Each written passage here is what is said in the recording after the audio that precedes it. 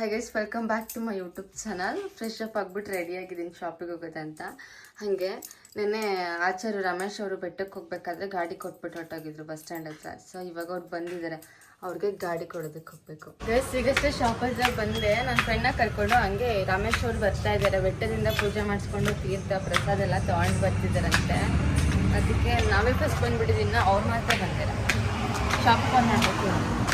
ನಾನು shop open ಮಾಡಿಬಿಟ್ಟು ದೇವ್ರ ಪೂಜೆ ಮಾಡೋದಕ್ಕಂತ ಎಲ್ಲನೂ ರೆಡಿ ಮಾಡಿ ಇಟ್ಟಿದ್ದೆ. ಪೂಜೆ ಮಾಡೋದಕ್ಕಂತ ಇವತ್ತು ಅಮಾವಾಸ್ಯೆ ಅಲ್ವಾ, ಅದಕ್ಕೆ ಹಾಗೇನೆ ನಾನು ರಮೇಶ್ ಅವ್ರ ಬೆಟ್ಟಕ್ಕೆ ಹೋಗ್ಬೇಕಾದ್ರೆ ಹೇಳಿದ್ದೆ ತೀರ್ಥ ಪ್ರಸಾದ ಎಲ್ಲ ತೊಗೊಂಡು ಬನ್ನಿ ಅಂತ. ಅದಕ್ಕೆ ತೊಗೊಂಡು ಬಂದಿದ್ದಾರೆ, ಇವರೇ ತೊಗೊಂಡು ಬಂದಿರೋದ. ಹತ್ರ ಬೆಡ್ಕೊಂಡಿರತ್ತಾನೆ ಎಲ್ಲ ಒಳ್ಳೇದಾಗ್ಲಿ ಅಂತ, ಎಲ್ಲ ಒಳ್ಳೇದಾಗ್ಲಿ ಅಂತ ಕೇಳ್ಕೊಳ್ಳೋದಕ್ಕಿಂತ ಹೆಚ್ಚಾಗಿ ಎಲ್ಲರಿಗೂ ಒಳ್ಳೇದಾಗ್ಲಿ ಅಂತ ಕೇಳ್ಕೊಬೇಕು. ಹಾಗೆ ದೇವ್ರ ಫೋಟೋನ ಯಾಕೆ ಕೆಳಗಡೆ ಇಟ್ಟಿರೋದಂತಂದ್ರೆ, ನಾನು ಮೇಲ್ಗಡೆ ಫಿಟ್ ಮಾಡಿಸ್ಬೇಕಿತ್ತು, ಪೇಂಟಿಂಗ್ ಮಾಡಿಸ್ಬೇಕಾದ್ರೆ ಕೆಳಗಡೆ ಮಡಗಿಸಿದ್ದು, ಅಲ್ಲಿಂದ ಬಿಚ್ಚಿ ಇವಾಗ ಬೇರೆ ಕಡೆ ಫಿಟ್ ಮಾಡಿಸ್ಬೇಕಿದ್ದೀನ.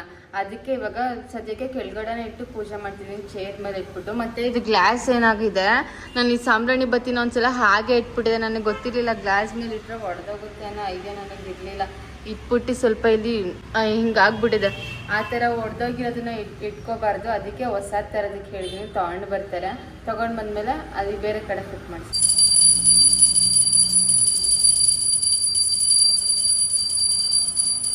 ದೇವ್ರ ಪೂಜೆ ಎಲ್ಲ ಮುಗೀತು. ಹಂಗೆ ಅವ್ರಿಗೂ ನನ್ನ ಫ್ರೆಂಡ್ಸ್ಗೂ ಪ್ರಸಾದ ಕೊಟ್ಬಿಟ್ಟು ನಾನು ಪ್ರಸಾದ ತಿಂತಿದ್ದೀನಿ. ಪ್ರತಿ ತಿಂಗಳು ಎಲ್ಲರೂ ಬೆಟ್ಟಕ್ಕೆ ಹೋಗ್ತಾರೆ ನಾರ್ಮಲಾಗಿ, ಕೆಲವೊಬ್ರು ಹೋಗಲ್ಲ. ಆದರೆ ಈಗ ತುಂಬ ಜನ ಹೋಗ್ತಾರೆ. ನೀವು ಯಾರ್ಯಾರು ಹೋಗಿದ್ರೋ ನನಗೆ ಗೊತ್ತಿಲ್ಲ, ಎಲ್ಲರಿಗೂ ಒಳ್ಳೇದಾಗಲಿಕ್ಕೆ ಸಂಗೀತ ತಗೊಳ್ಳಿ, ನಿಮಗೂ ಪ್ರಸಾದ. ಕೆಲ್ಸಕ್ಕೆ ಹೋಗ್ತಿದ್ನಲ್ಲ ಅಲ್ಲಿ ನಾನು 1 ವರ್ಷ ಕೆಲಸ ಮಾಡಿದ್ದೆ. ಆವಾಗ ನನ್ಗೊಬ್ಬ ಫ್ರೆಂಡ್ ಇದ್ದ ಗಂಗಾಧರ ಅಂತ. ಆ ಗಂಗಾಧರ ಇವಾಗ ಹುಡುಕ ಬಂದವನ್ ಏನಕ್ಕೆ ಅಂತ ಗೊತ್ತಿಲ್ಲ. ಗಂಗಾ ಏನಕ್ಕೆ ಬಂದಿದ್ಯಾ?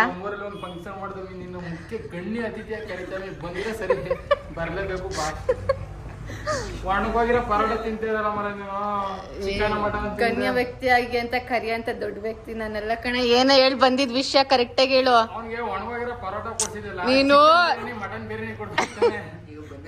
ಅದು ಫ್ರೆಶ್ ಚಪಾತಿ ಇವಾಗ ತಗೊಬಂದು ತಿಂತಿರೋದು. ನಿಜವಾಗ್ಲೂ ಅಲ್ಲಿ ಮುಖ್ಯ ಗಣ್ಯ ಅತಿಥಿಯಾಗಿ ನಿನ್ನ ಇನ್ವೈಟ್ ಮಾಡಿದೀನಿ, ನೀನ್ ಬರ್ಲೇಬೇಕು. ಬಾ ನಿನ್ ಕರಿಯಪ್ಪ, ಏನೇನೋ ಹೇಳ್ಬೇಡ, ನಂಗೆ ಭಯ ಆಯ್ತ. ಅವ್ರ ಹೆಸ್ರೇನು? ಗಣೇಶ್ ಅಂತ. ಒಂದು ಬರ್ತಡದ 26ನೇ ತಾರೀಕು ನಾನು ಆಗ್ಲೇ ಮಾದೇಶ್ವರ ಬೆಟ್ಟದಿಂದ ರಮೇಶ್ ಅವರು ಮಾದೇಶ್ವರ ಬೆಟ್ಟದಿಂದ ತಗೊಂಡ್ ಬಂದಿರೋ ಪ್ರಸಾದನ ಒಂದ್ ಸ್ವಲ್ಪ ಮಡಗಿದ್ದೆ, ಯಾರಾದ್ರೂ ಬಂದ್ರೆ ಕೊಡೋಣ ಅಂತ. ಅದಕ್ಕೆ ಇವಾಗ ಗಂಗಾ ಬಂದ ಗಂಗನ್ಗೊಂದ್ ಸ್ವಲ್ಪ ಪ್ರಸಾದ ಕೊಡೋಣ. ಇಡ್ಕೋ ಗಂಗಾ, ಹಿಂಗೆ ಫೋನ್ನ ಹಿಂಗ್ ಇಟ್ಕೋಬೇಕಾ? ಇಟ್ಕೋದೇನಲ್ಲ ಏನ ಅಷ್ಟೊಂದು ಬೆಳ್ಳು ಕಾಣಿಸ್ತಾಳು ನಿನ್ ಫ್ರೆಂಡು? ನೀನಲ್ಲ ಲೈಟ್ ಆಫ್ ಮಾಡಿ ಹೆಂಗ ನೋಡು. ಅವಳಿಗೂ ಕೊಡು, ನಮ್ದು ವಿಡಿಯೋ ಬಂದ್ಬಿಡುತ್ತೆ. ತಿನ್ ಕೈ ಮುಕ್ಕೊಂಡು ತಿನ್ಬೇಕು. ದೇವ್ರು ಕಣ್ ಕಿತ್ಕೊಬಿಡುತ್ತೆ ದೇವ್ರು. ಯಾರು ಬೆಳಗೋರ? ನಾನು ಬೆಳಗಿರೋದ? ಈ ಗಂಗಾ ಬೆಳಗಿರೋದ? ಯಾರು? ಗಂಗಣ ಎಲ್ಲಿದ್ದ ಇಷ್ಟ ದಿನ ನೀನು? ನಾನು ಬೆಳಗಿಲ್ವಂತೆ, ಈ ಗಂಗನ ಬೆಳಗಿರೋದಂತೆ. ಶಾಪ್ನ ಕ್ಲೋಸ್ ಮಾಡಿಕೊಂಡು ನಮ್ಮ ಆಚಾರ್ಯ ರಮೇಶ್ ಅವ್ರ ಜೊತೆ ಹೋಗ್ತಿದ್ದೀವಿ. ಆ್ಯಕ್ಚುಲಿ ಮೈಸೂರಲ್ಲಿ ಸ್ವಲ್ಪ ಕೆಲಸ ಇತ್ತು, ನಾವು ಮೈಸೂರಿಗೆ ಹೋಗ್ಬೇಕಾಗಿತ್ತು. ಬಸ್ಸಲ್ಲಿ ಹೋಗೋಣ ಅಂತ ಅಂದ್ಕೊಂಡಿದ್ದು, ಆದರೆ ಇವರೇ ಹೋಗ್ತಿದ್ದಾರೆ ಮೈಸೂರಿಗೆ. ಅದಕ್ಕೆ ಇವ್ರ ಜೊತೆನ ನಾವು ಹೋಗ್ತಿದ್ದೀವಿ. ಸ್ವಲ್ಪ ಕೆಲಸ ಇದೆ, ಅದನ್ನು ಮುಗಿಸ್ಕೊಂಡು ವಾಪಸ್ ಬರ್ತೀವಿ. ಹೋಗ್ತಾ ಇದ್ರೆ ಮಳೆ ಸ್ಟಾರ್ಟ್ ಆಗಿಬಿಡ್ತು. ಅದಕ್ಕೆ ಎಲ್ಲ ಸೈಡಲ್ಲಿ ಗಾಡಿನ ಪಾರ್ಕ್ ಮಾಡಿಬಿಟ್ಟು ಏನೋ ಕಟ್ತಿದ್ದಾರೆ, ಏನು ಕಟ್ತಿದ್ದಾರೆ ಅಂತ ಗೊತ್ತಿಲ್ಲ. ಅದಕ್ಕೆ ಎಲ್ಲ ಗಾಡಿನ ಪಾರ್ಕ್ ಮಾಡಿಬಿಟ್ಟು ನಿಲ್ಸಿದ್ವಿ. ಸ್ವಲ್ಪ ಮಳೆ ನಿಲ್ತಿದೆ ಅನ್ಸುತ್ತೆ. ಇವಾಗ ಮಳೆ ನಿಲ್ತು, ಎಲ್ಲರೂ ಹೋಗ್ತಿದ್ದಾರೆ. ಅದಕ್ಕೆ ಇವಾಗ ನಾವು ಹೋಗ್ತಿದ್ದೀವಿ. ಬಾರೆ ಬೇಗ, ಎಷ್ಟೊತ್ತು ಬರ್ತೀಯ? ಎಲ್ಲ ಒಯ್ತೋಯ್ತವ್ರೆ, ಇವ್ರು ಮತ್ತೆ ಬರಲ್ಲ. ಮಳೆ ಬಂದ್ಬಿಟ್ರೆ ಇದೊಂದು ಪ್ರಾಬ್ಲಮ್ಮು.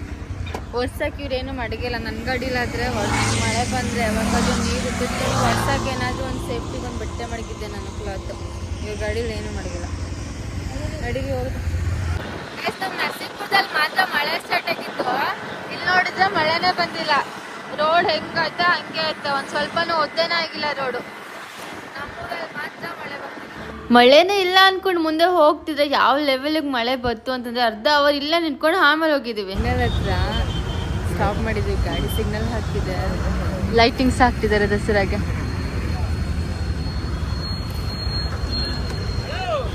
ಅಲ್ಲಿಂದ ಅಲ್ಲೆಲ್ಲ ಈಗ ಗೈಸ್ ನಾವು ಸೋಫಾ ನೋಡೋದಕ್ಕಂತ ಬಂದಿದ್ದು. ಇವ್ರು ಜಾಸ್ತಿ ಹೇಳ್ತಿದ್ದಾರೆ. ಒಂದು ಸಿಂಗಲ್ ಸೋಫಾಗೇನೆ 20,000 ಹೇಳ್ತವ್ರ. ಫ್ಯಾನ್ಸ್ ಇಲ್ಲಿ ಅಂತ ಗೊತ್ತಾಗ್ಬಿಡುತ್ತೆ. ಗೋಲ್ಡನ್ ಟೈಪ್ ಇಲ್ಲೇ ರೆಡಿ ಮಾಡಿ ಇಲ್ಲೇ ಕೊಡ್ತಾರೆ ಇವರು. ಆ ಥರದ್ದಿದು ಒಂದು ಸಿಂಗಲ್ ಸೋಫಾಗೆ 15,000 20,000 ಹೇಳ್ತಿದ್ದಾರೆ. ನಮ್ಗೆ ಅಷ್ಟೊಂದು ಬೇಕಾಗಿಲ್ಲ, ಸಿಂಗಲ್ ಸೋಫಾ ಅಷ್ಟೇ ಬೇಕಾಗಿರೋದು. ಜಾಸ್ತಿ ಹೇಳ್ತಿದ್ದಾರಲ್ಲ ಅಷ್ಟು ಬೇಡ, ಬೇರೆ ಕಡೆ ಮಾಡಿ. ನನ್ನ ಬರ್ಡೇ ಹಾಲಿಗೆ ಕಾರ್ಸ್ ಇರಲಿ, ಚಿಕ್ಕ ಮಕ್ಕಳಿಗೆ ವೆಲ್ಕಮ್ಗೆ ಕಾರ್ ಕೊಡೋಣ ಅಂತ ನೋಡೋದಕ್ಕೆ ಬಂದರೆ ಕಾರೆಲ್ಲ ಸಿಕ್ಕಾಪಟ್ಟೆ ಕಾಸ್ಟ್ಲಿ ಹೇಳ್ತಿದ್ದಾರೆ. 5,000ಇಂದ ಸ್ಟಾರ್ಟು 15,000 ತನಕನೂ ಇದೆ. ಇದು ಹೈಯೆಸ್ಟ್. ನಾನು ಕುತ್ಕೋಬೋದು ಇದರಲ್ಲಿ, ನಾನು ಕೊಟ್ಟಿದ್ದೀನಲ್ಲ. ಜಾಸ್ತಿ ಹೇಳ್ತಿದ್ದಾರೆ, ಬೇರೆ ಕಡೆ ಕಮ್ಮಿ ಸಿಗುತ್ತೆ ನೋಡಿ, ಆದರೆ ತಗೊಳ್ಳೋದಿಲ್ಲ ಅಂತ ಮೈಸೂರಿಗೆ ಬಂದು ಏನೂ ತಿಂದೇನೋ ಹಂಗೆ ಹೋಗಿ ಬೇಜಾರಾಗ್ತಿತ್ತು. ಅದಕ್ಕೆ ಬಂದು ಫ್ರೂಟ್ ಡಿಲೈಟ್ನ ತೊಗೊಂಡಿದ್ದೀನಿ. ಚೆನ್ನಾಗಿ ರೆಡ್ ವೆಲ್ವೆಟ್ಟು, ಆ್ಯಪಲ್ಲು ಮತ್ತು ಬನಾನಾ, ಬ್ರೌನಿ ಚಾಕ್ಲೇಟ್. ಮೈಸೂರಲ್ಲಿ ಕಾಮನ್ ಗೇಟ್ ತಾನೆ ಅದು. ಎಂಟ್ರೆನ್ಸಲ್ಲಿ ಎಲ್ಲ ಫಾಸ್ಟ್ ಫುಡ್ ಎಲ್ಲ ಮಾಡ್ತಿರ್ತಾರಲ್ಲ, ಅಲ್ಲಿ ಫ್ರೂಟ್ಸ್ ಡಿಲೈಟ್ನ ತಿನ್ಕೊಂಡು ವಾಪಸ್ ನಾವು ನಮ್ಮ ಊರಿಗೆ ಹೋಗ್ತಾ ಇದ್ದೀವಿ. ದೌಡಲ್ಲಿ ಇವರು ರಮೇಶ್ ಅವರೇ ಗಾಡಿ ಓಡಿಸ್ತಿರೋದು. ಈಗ ಸರ್ ಶಾಪಿಗೆ ಬಂದ್ವಿ. ಯಾರೋ ಕಾಲ್ ಮಾಡ್ತಿದ್ರು ಅವಾಗಿಂದ, ಲೈಕ್ ಒಂದು ಬರ್ಡೇ ಇದೆ, ಬುಕ್ ಮಾಡ್ಕೋಬೇಕು ಅಂತ. ಸೊ ನಾನು ಒಂದು ಅರ್ಧ ಗಂಟೆ ಬರ್ತೀನಿ ಅಂತ ಹೇಳಿದೆ. ಇವಾಗಷ್ಟು ಇಲ್ಲೇ ಇದ್ದೀನಿ ಅಂತ ಹೇಳಿದ್ರು. ನೋಡಿದ್ರೆ ಕಾಣಿಸ್ತಿಲ್ಲ, ಆ ಕಡೆ ಎಲ್ಲ ಹೊರಟೋಗ್ಬಿಟ್ಟಿರ್ಬೇಕು. ಇವಾಗ ಶಾಪ್ ಓಪನ್ ಮಾಡಬೇಕು. ಲಾಕ್ ಇಸ್ಕೊಂಡು ಬರೋಕ್ಕೆ ಅವ್ರು ಇಸ್ಕೊಂಡು ಬರ್ತಿದ್ದಾರೆ ರಮೇಶ್ ಅವರು. ಲೈಟ್ ಏನು ಹೊನೆ ಮಾಡಿದೆ, ಇವಾಗ ಫೋನ್ ಮಾಡಬೇಕು. ಈಗ ಶಾಪ್ ಓಪನ್ ಮಾಡೋದಕ್ಕೆ ಮುಂಚೆನೇ ಇವನು ಜಯಂತು ಫೋನ್ ಮಾಡಿದ್ದ, ಅಕ್ಕ ಬರ್ತೀನಿ ಅಂತ. ಸದ್ದೇ ಇರಲಿಲ್ಲ. ನಾನು ಶಾಪ್ನ ಕ್ಲೋಸ್ ಮಾಡ್ಕೊಂಡು ಮೈಸೂರಿಗೆ ಹೋಗಿ ನನ್ನ ಕೆಲಸನ ಮುಗಿಸ್ಕೊಂಡು ಬಂದ್ಬಿಟ್ಟಿದ್ದೀನಿ. ಇವಾಗ ಬಂದವ್ರೆ. ಹಾಯ್ ಮಾಡು, ಎಲ್ಲ ಹೇಳ್ಕೊಡ್ಬೇಕು. ಇವನು ಅಷ್ಟೇ ಇವಾಗ ಬಂದವನು. ಇವಾಗ ಕ್ಲೋಸ್ ಮಾಡ್ಕೊಂಡು ಹೋಗ್ಬೇಕು. ಇವಾಗ ಬಂದಿರೋದು ಇವನು.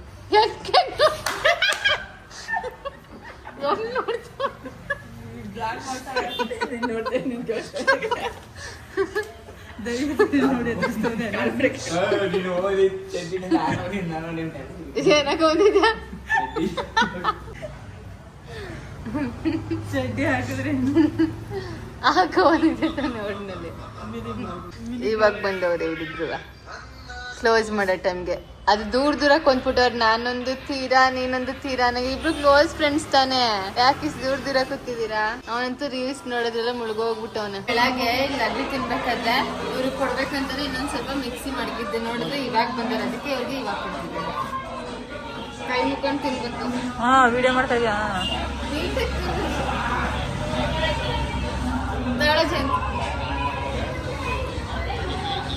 ಕೈ ಇವನು ಗುಡ್ಡಪ್ಪ. ದೇವ್ರ ಪ್ರಸಾದ ಕಾಣೋದು ಹಂಗ ತಿನ್ನೋದು. ದೇವ್ರ ಗುಡ್ಡ ಬೇರೆ ನೀನು.